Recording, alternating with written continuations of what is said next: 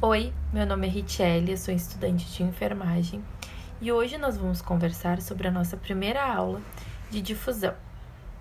Nós também iremos conversar sobre a forma mais simples de se atravessar a membrana celular. Essa passagem pode ocorrer através da membrana, tanto no que se diz respeito aos solutos nos meios intra e extra, quanto na movimentação de água. Vou usar então um exemplo do meu dia a dia que pode nos mostrar de uma forma simples essa movimentação de moléculas.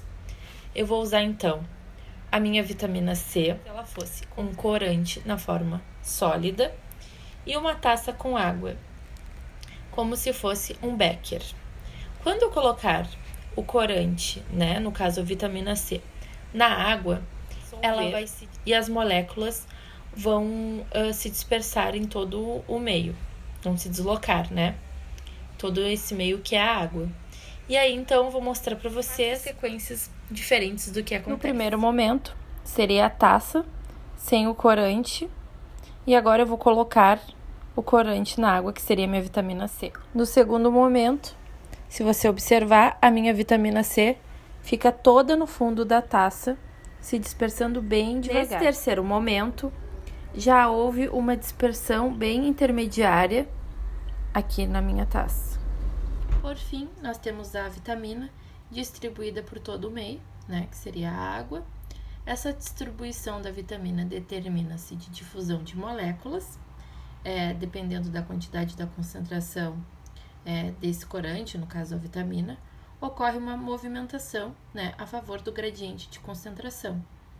O gradiente de concentração é a diferença na concentração do dado corante, ou seja, a vitamina C.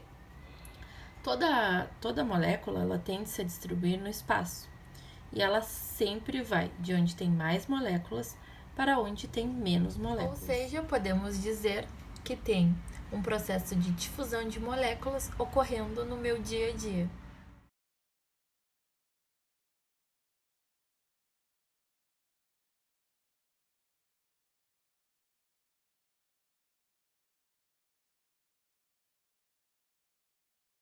O que determina a movimentação das moléculas? A movimentação das moléculas é uma movimentação aleatória, porque não temos nenhuma direção estabelecida. Essa direção aleatória, ela é a colisão de uma molécula com a outra, e essa colisão gera movimento.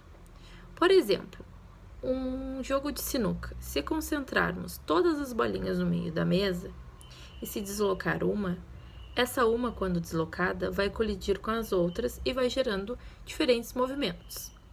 O movimento browniano, ele explica essa movimentação aleatória, seja no meio intra ou no meio extra, num dado compartimento, no caso, um espaço. Algumas situações vão fazer com que as moléculas se agitem mais ou menos.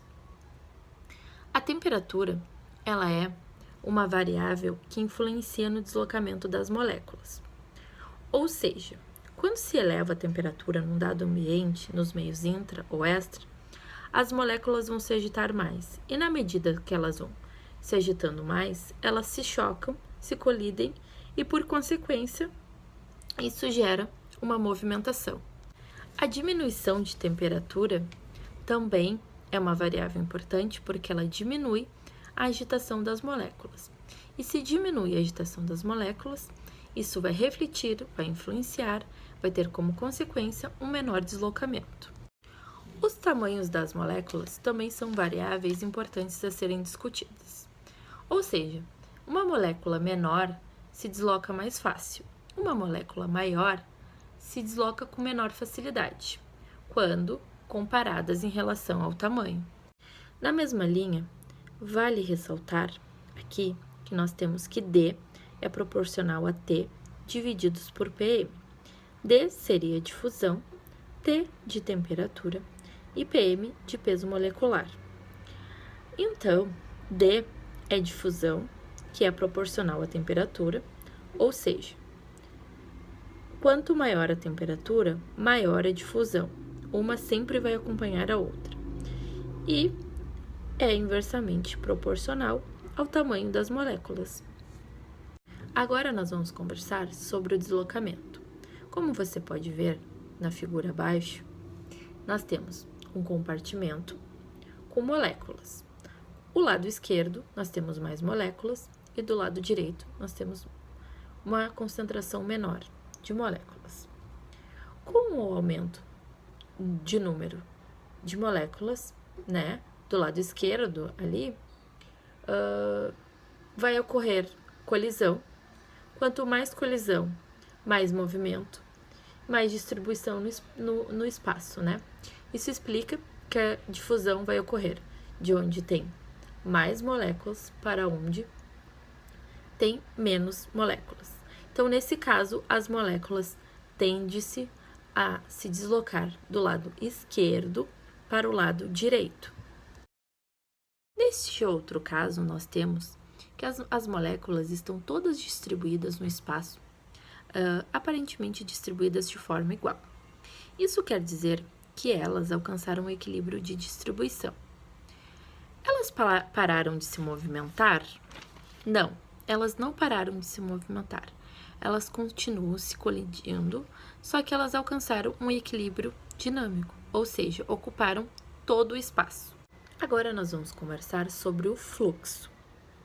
Nós podemos considerar que nós temos aqui um espaço representado na figura azul, que pode ser subdividido em dois espaços por uma membrana semipermeável, que seria essa divisória rosa representada na figura ao lado.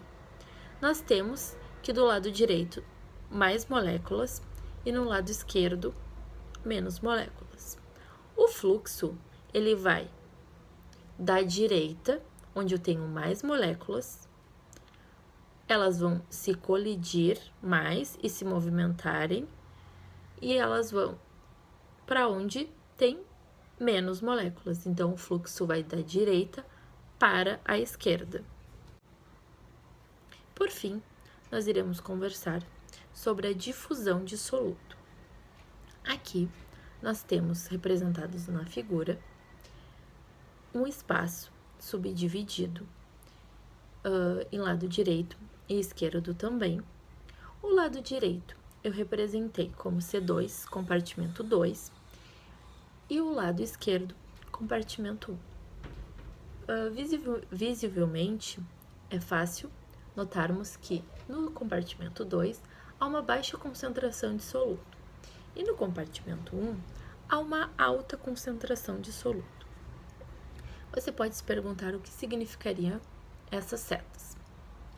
Como vocês podem ver, essas setas vão representar o fluxo, o movimento e o movimento resultante. A seta maior, representada em azul, ela indica que há um fluxo do compartimento 1 para o compartimento 2.